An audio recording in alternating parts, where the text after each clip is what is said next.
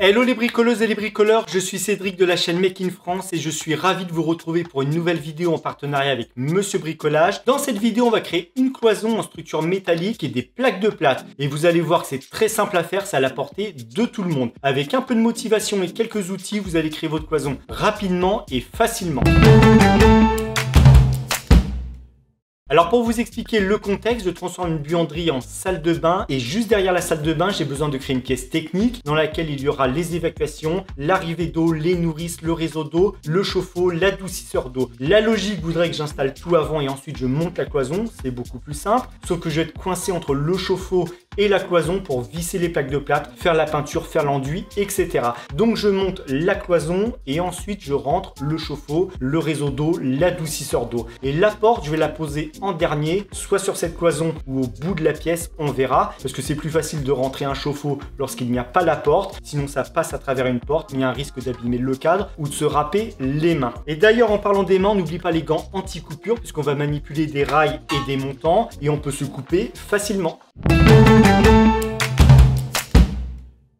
Donc on va créer notre cloison en parallèle de la salle de bain. On va utiliser des rails et des montants en 48. C'est du standard et ça me convient parfaitement. À savoir que ça existe également en 70 ou en 100. C'est le même principe de montage, c'est juste l'épaisseur qui diffère. Et plus la cloison va être épaisse, par exemple en 100, et plus vous allez pouvoir mettre d'isolant. Donc ça va isoler au niveau thermique. Mais en 48, c'est plus pour du phonique, pour ne pas entendre la pièce voisine et pour ne pas que ça fasse caisse de résonance au niveau de la cloison. Alors l'isolation est ici, on en parlera tout à l'heure. Concernant les plaques de plâtre, je ne vais pas mettre n'importe quelle plaque de plâtre. Je vous l'ai dit, il va y avoir un chauffe-eau, un adoucisseur d'eau, des évacuations, des nourrices, des arrivées d'eau. Donc ça va être un peu une pièce humide. Je vais donc mettre à l'intérieur de la pièce des plaques hydrofuges. Attention, hydrofuge, ça ne veut pas dire étanche. C'est juste que la plaque résiste mieux à l'humidité qu'une plaque standard. Si on veut la rendre complètement étanche, il faut appliquer un système d'étanchéité liquide ou un système d'étanchéité sous carrelage. Alors par contre, à l'extérieur de la pièce, vu qu'il n'y a plus de chauffe-eau, il n'y a plus d'arrivée d'eau, je peux mettre une plaque standard. Alors concernant les plaques de plâtre, ça existe dans plusieurs dimensions, en hauteur et en largeur. En hauteur, si vous êtes sur une dalle, il vous faudra certainement une plaque de 2,60 m pour atteindre le plafond, puisqu'ensuite il faudra rajouter l'épaisseur de la chape. Moi je suis déjà sur le carrelage, donc 2,50 m, c'est très bien. En largeur, j'ai pris du 120 parce que je peux la manipuler facilement. Mais par contre, si vous êtes dans une petite pièce ou alors que vous prenez un escalier et que sur le palier on ne peut pas tourner, 60 cm c'est l'idéal. Bon, maintenant qu'on a fait le tour du chantier, je vais vous présenter les outils qui vont nous servir à créer cette cloison. On n'oublie pas les EPI, je vous en ai parlé tout à l'heure, les gants anti-coupure, chaussures de sécurité, lunettes de sécurité. On évite les petits bobos. Cutter, crayon, marteau, ça c'est la base. Une cisaille à tôle pour découper le rail ou le montant ou alors scie à métaux. Mais honnêtement, la cisaille à tôle, ça fonctionne parfaitement. Une pince à sertir ou alors vis autoforeuse, on en reparle tout à l'heure. De la bande qu'on va coller sous les rails, aussi bien au niveau du plafond qu'au niveau du sol, pour désolidariser le rail du plafond et du sol et pour éviter les bruits. Il nous faut également des chevilles à expansion, des chevilles à frapper, des vis autoforeuses et bien sûr des vis pour plaques de plâtre. Alors pour tracer l'emplacement de la cloison, on peut utiliser une règle et un niveau ou alors utiliser un laser. Et honnêtement, le laser, vous allez voir, c'est top, c'est un gain de temps considérable et c'est ultra précis. Et bien sûr, il va falloir faire des trous, donc il nous faut une perceuse à percussion ou un perforateur, une perceuse, une visseuse et en option, une visseuse pour plaques de plâtre. Et si vous voulez faire la même chose chez vous avec les mêmes outils et les mêmes matériaux, vous allez checker la description de la vidéo. Vous allez retrouver tous les liens qui renvoient vers le site Monsieur Bricolage. Bon, maintenant qu'on sait tout sur le chantier et les outils, qu'on est super motivé, on va pouvoir attaquer la cloison. Alors pour commencer, on va déterminer la largeur de la pièce. Ma cloison va venir sur le trait de laser que vous voyez. J'ai mesuré par rapport à la cloison existante de la salle de bain, qui est d'équerre et d'aplomb, 1,40 m. Lorsque j'aurai remonté une cloison, il me restera 1,20 m. 1,20 m, ça me suffit largement pour mettre un chauffe-eau, un adoucisseur d'eau, une arrivée d'eau, des nourrices, des tubes dans tous les sens. Si votre cloison doit être à 2 mètres, 3 mètres ou 4 mètres d'une autre cloison, vous mesurez 2 mètres, 3 mètres ou 4 mètres, on se met plus loin, on remesure. On pose le laser au sol et l'avantage du laser, c'est que ça va tracer au niveau du sol, du mur et du plafond. Donc on est sûr d'être aligné et c'est ultra précis. Et j'ai pas besoin de remesurer au niveau du plafond puisque ça projette automatiquement.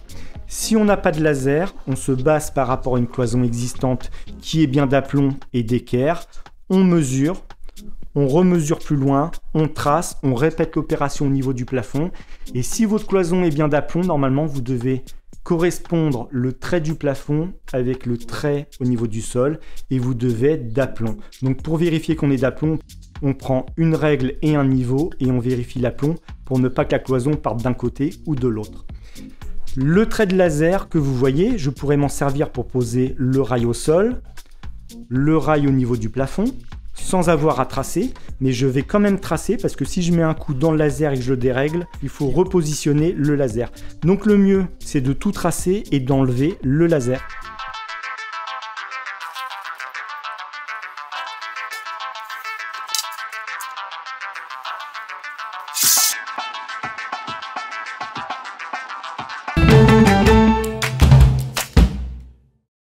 Donc maintenant qu'on a tout tracé, on va pouvoir coller la bande sous le rail au niveau du plafond et du sol. Cette bande elle a pour but d'atténuer les bruits et de désolidariser la structure du sol et du plafond. Donc elle est déjà autocollante, on prend le bout et on vient juste l'appliquer sur le rail. Et dans l'idéal, il faut garder un bord, ne pas recouvrir le bord avec la bande pour qu'on puisse l'aligner sur le trait.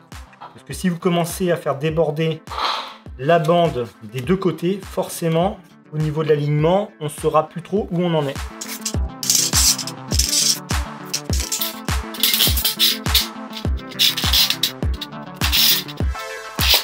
Maintenant que les bandes sont collées sur les deux rails, je vais pré-percer le rail au niveau du sol.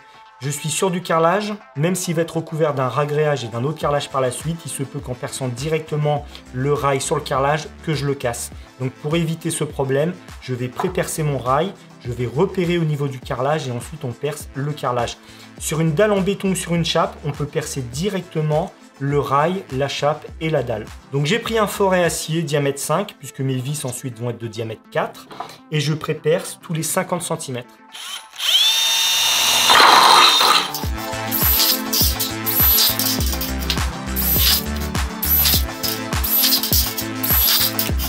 Maintenant, on le positionne sur le trait, on repère et on perce le carrelage. Donc là, le but, c'est de s'aligner sur le trait qu'on a tracé. On est plutôt pas mal. On prend un marqueur et on vient repérer dans les trous. Et donc là, j'ai un repère ici, un ici. Et maintenant, il n'y a plus qu'à percer. Donc là, le but, c'est de percer le carrelage et la chape. Alors attention, on vérifie qu'il n'y ait pas d'arrivée d'eau ou de gaine électrique dans la chape. Dans mon cas, tout passe dans le vide sanitaire, donc je suis tranquille. Si vous avez un doute, il existe des détecteurs. Je vous mettrai des liens dans la description. Vous verrez que c'est très pratique au niveau d'un sol ou d'un mur pour vérifier si vous avez une gaine électrique, une arrivée d'eau ou même un fer à béton. Je vais utiliser un forêt béton diamètre 6 puisque cheville à frapper diamètre 6.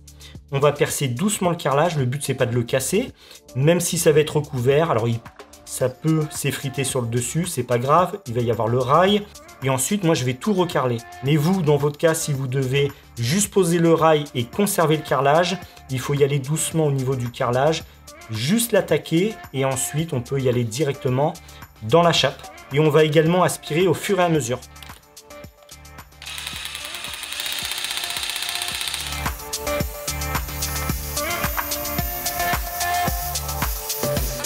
Alors vous avez vu que ça se perce très bien, ça s'effrite en surface, mais c'est pas grave, on aura le rail dessus, ça ne se verra absolument pas. Et je remonte au fur et à mesure avec le forêt pour enlever la poussière. Vous aspirez au fur et à mesure, et ensuite on redescend, on remonte, on aspire, etc.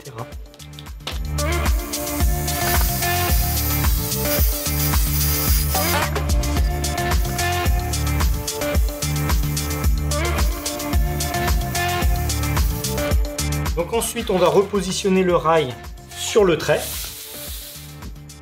On s'aligne, on récupère une cheville à frapper, on la positionne dans le trou. Là, on est bon, ça rentre. Et on vérifie, avant de taper sur la première, on vérifie les suivantes. On les positionne toutes et on vérifie que ça rentre. Parce que si jamais vous avez un petit décalage avec le carrelage, il se peut que le forêt glisse un petit peu et que ça rentre pas, vous serez content de pouvoir corriger et d'enlever celle-ci, de redécaler un peu le rail ou de repercer légèrement. Donc là, je vais les positionner dans les trous et ensuite on leur tape sur la tête. Donc là on est bon, ça rentre partout. Alors petite précision, on est sur du carrelage et une chape. Si vous êtes sur un plancher bois, on ne met pas de cheville à frapper, on visse directement le rail sur le plancher en bois. Donc là j'ai deux solutions, soit je prends le marteau et je tape sur la tête de la vis, mais il se peut que le marteau dérape et que je tape sur l'aile et que je torde l'aile du rail. Donc on peut prendre un tournevis, empreinte cruciforme, on la place sur la vis et on tape sur le tournevis.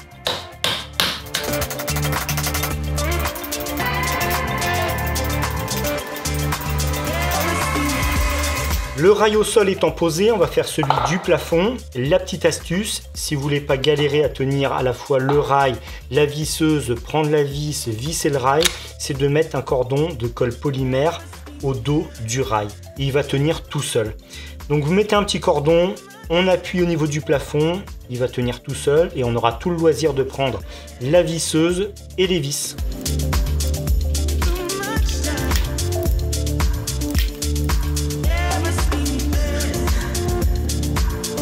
Donc là je me visse directement dans la fourrure du plafond qui est juste au-dessus et je mets des vis à peu près tous les 50 cm.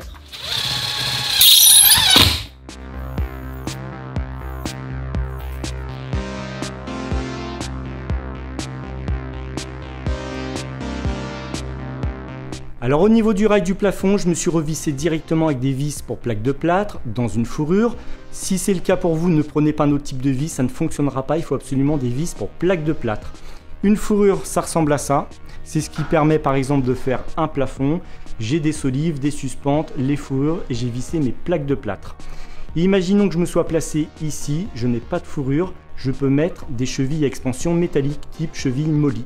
Pour le rail au niveau du sol et du plafond, c'est terminé. La prochaine étape consiste à découper les montants. J'en ai 8 à découper. Donc j'ai mesuré entre le sol et le plafond. J'ai reporté la mesure sur le montant, le trait que vous voyez ici, et je n'ai plus qu'à découper. On va découper ça avec la cisaille à tôle. Vous allez voir, ça se découpe très bien. Ou alors si vous n'avez pas de cisaille, vous prenez une scie à métaux. La meuleuse, on oublie, c'est dangereux, ça fait des étincelles. Et puis vous faites sauter la couche de galva, puisque le rail ou le montant, on est sur de l'acier galvanisé. Donc la cisaille à tôle, on découpe. On fait pareil de l'autre côté. Et une fois qu'on a découpé les deux côtés, on le plie et on découpe. C'est aussi simple que ça. Donc maintenant, on n'a plus qu'à placer les montants. Mais il y en a un qui va venir contre le mur. Donc on va le pré-percer et on va mettre des chevilles à expansion. Donc pour l'instant, je vais placer un montant contre le mur. Et on va l'enlever par la suite. Je vais me baser sur le passage des gaines. Alors pour ceux qui se demandent pourquoi il y a des trous dans les montants, c'est tout simplement pour passer des gaines électriques. Je vais percer au-dessus ou en dessous, peu importe. J'ai 1, 2, 3, 4, 5 trous à faire pour mettre les chevilles à expansion, puisque je vais visser ce rail sur la plaque de plâtre. On est sur de la plaque de plâtre avec du polystyrène derrière. Je vais mettre des chevilles à expansion. Donc le fait de percer directement le montant et la plaque de plâtre, ça va repérer ensuite où je dois percer dans un diamètre plus gros la plaque de plâtre. Donc on est toujours sur un forêt acier comme tout à l'heure, lorsqu'on a percé le rail pour le sol. Et maintenant si je l'enlève, je sais que je dois agrandir mon trou ici pour ma cheville à expansion. Alors tout à l'heure j'ai percé le montant et la plaque de plâtre avec un forêt en diamètre 5 puisque ma vis va être en diamètre 4. Mais la cheville en elle-même, le corps de la cheville est en diamètre 9. Donc je perce avec un forêt diamètre 9. Donc là je suis sur de la plaque de plâtre avec polystyrène. On va mettre la cheville à expansion directement dans le trou. On va la visser et elle va donc s'expanser.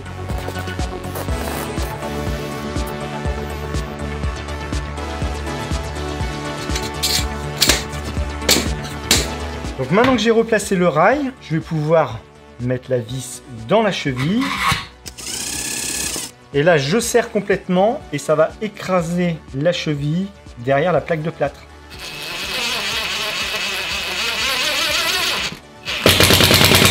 Vous entendez comme ça force?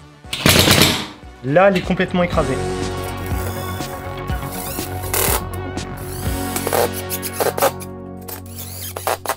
Le rail au sol est fixé, celui au plafond également. On a vissé un montant contre ce panneau avec des chevilles à expansion. Donc il y en a 1, 2, 3, 4 et 5 chevilles. J'ai tout tracé au niveau du sol pour repérer les montants. 60, 120, 180 et 2,40 m. Je m'arrête à 2,40 m pour l'instant. On verra en fonction de la porte si je continue ou si je m'arrête là. Donc on met des montants tous les 60 cm. Si vous avez une plaque de plâtre de chaque côté, on met qu'un seul montant, mais moi j'aime bien les doubler systématiquement. Ça apporte de la rigidité dans la cloison et surtout une surface de vissage beaucoup plus large. Donc pour placer les montants, c'est très simple, vous les avez découpés à la bonne hauteur, vous avez tout repéré au niveau du sol. On vérifiera l'aplomb par la suite. Ce qu'il faut, c'est les mettre de travers, soit en commençant par le rail du haut ou le rail du bas, peu importe, il n'y a pas vraiment de sens et d'ordre. Je le passe de travers, je l'amène sur le repère, je tourne, et là il est bloqué dans le rail du haut. Je tourne dans le rail du bas, et il est bloqué. Je prends le suivant puisque je vais les doubler. On répète l'opération. Je le positionne dans le rail du bas. Je vais vous filmer de plus près tout à l'heure. Je le mets dans le rail du haut. Je tourne. Pareil en bas. Et je les rapproche. Et là, j'ai des montants qui sont doublés, donc dos à dos. Surface de vissage plus importante. Et donc, ma cloison sera plus rigide. Je vous montre de plus près pour placer le montant dans le rail. On le place dans le rail du bas. Sur le repère, on l'amène dans le rail du haut. Et ensuite, on n'a plus qu'à tourner. On prend le suivant, on place dans le rail du bas, on l'amène dans le rail du haut et on tourne. Et ensuite, on les ramène l'un contre l'autre. Les montants sont positionnés, on a vérifié l'aplomb soit avec le laser ou le niveau, on vérifiera tout à l'heure. On va pouvoir sertir les montants, donc avec la pince à sertir. Rien de compliqué, on place la pince dans le rail, il faut que ça prenne également le montant et on vient appuyer dessus. Et ça a poinçonné le montant et le rail. Et on fait pareil de ce côté et de ce côté.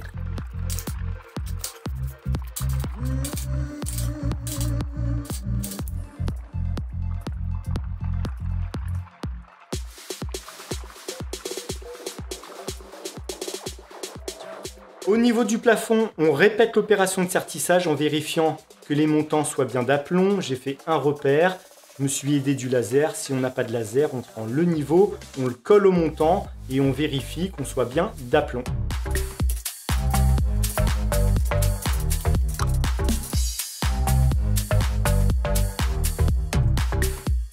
Alors au niveau de la structure, il nous reste une dernière étape avant de visser les plaques de plâtre, c'est de visser les montants entre eux. Donc déjà, il va falloir les mettre bien à fleur. Pour ça, on peut prendre un aimant, le placer sur les doubles montants. Et ça va donc les mettre à fleur. Une fois que c'est fait, on va prendre une vis autoforeuse et traverser les doubles montants. Je me base sur le passage des gaines. Il y en a 5 par montant, donc je vais mettre 5 vis autoforeuses.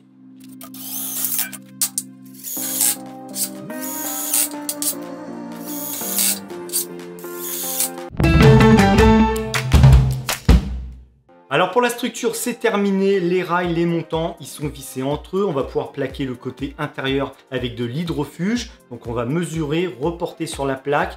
Un coup de cutter, vous allez voir que ça se découpe très bien. Et ensuite, une fois que c'est plaqué à l'intérieur, je mets l'isolant et on termine par plaquer ce côté avec des plaques standards. Donc pour couper la plaque, règle cutter, ça se coupe très bien.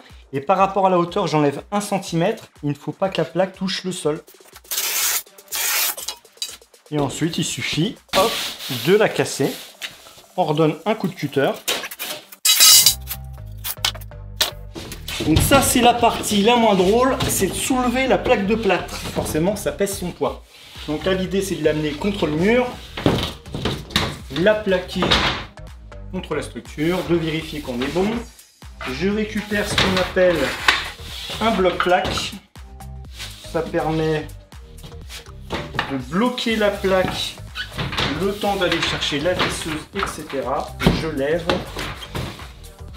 et là, hop, je peux la lâcher, elle tient toute seule. Je récupère ma visseuse que je vous ai montré tout à l'heure. Alors contrairement à une visseuse classique, là l'avantage, j'ai fait un test tout à l'heure avec une chute de rail pour contrôler la profondeur, mais une fois que la profondeur est réglée, on appuie, on appuie, on appuie.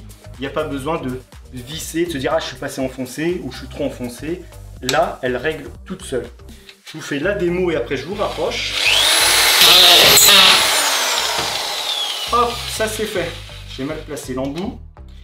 Et là, la vis est vraiment à fleur. Et elles vont être toutes à fleur du fait que j'ai réglé la profondeur. C'est pour ça que j'avais fait un test.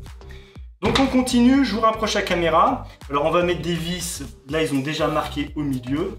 Je peux même me reprendre dans les doubles montants. Et ensuite on va en mettre sur le bord aminci, pareil de ce côté. Et on en met même dans le rail du haut et le rail du bas. Donc les plaques en général, elles ont un repère. Ce repère nous indique le milieu de la plaque, donc 60 cm. Sauf que moi j'ai un montant à droite et un montant à gauche. Donc je vais mettre une vis de chaque côté de ce repère. Je récupère ma visseuse. Hop.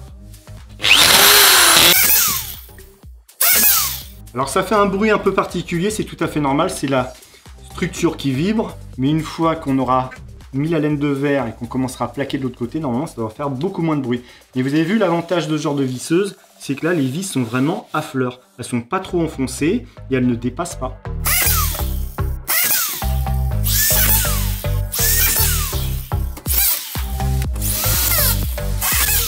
Donc on continue avec la deuxième plaque. Ça va être la même histoire. On la mène contre l'autre. On la plaque. Le bloc plaque qui va bien.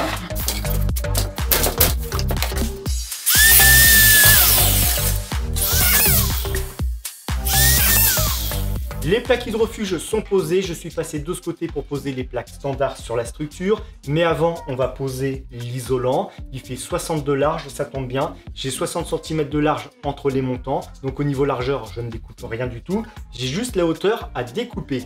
Un coup de cutter ou le couteau spécial isolant et ça se découpe tout seul. Par contre, on met le masque et on garde les gants anti-coupure. Puisqu'on va devoir rentrer l'isolant dans les montants, on risque de se couper avec les petites ailettes des montants et surtout on a les vis qui dépassent de l'autre côté. Donc pour éviter de se mettre des pansements à tous les doigts, on garde les gants anti-coupure. Donc l'isolant, rien de compliqué, ce qu'il faut c'est bien le rentrer dans les montants parce que vous voyez j'ai bien 60 cm de large, donc il faut absolument le rentrer dans ce montant et dans ce montant. Donc c'est pas compliqué, on le passe comme ceci et là je vous l'ai dit, on fait attention à ses doigts avec les têtes de vis. Et de ce côté, c'est pareil. Et voilà. Vous voyez, ça se fait tout seul.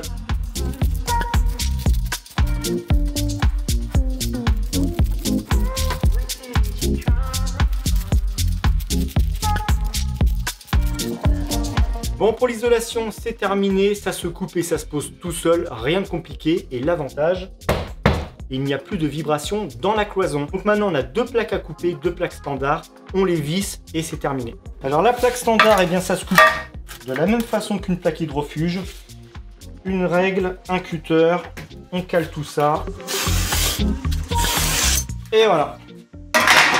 Et ensuite, on peut récupérer le cutter et couper tout ça.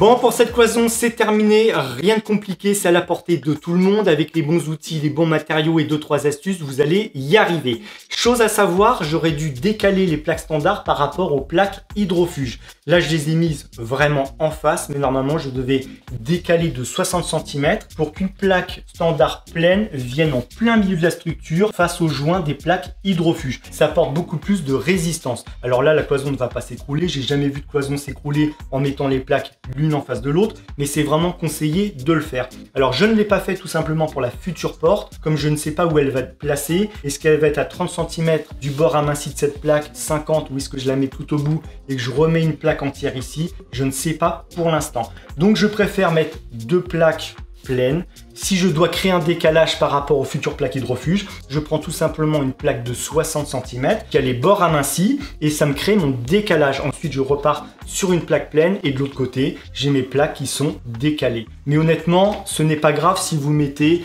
2 plaques l'une en face de l'autre, même 3 plaques, la cloison ne s'écroulera pas.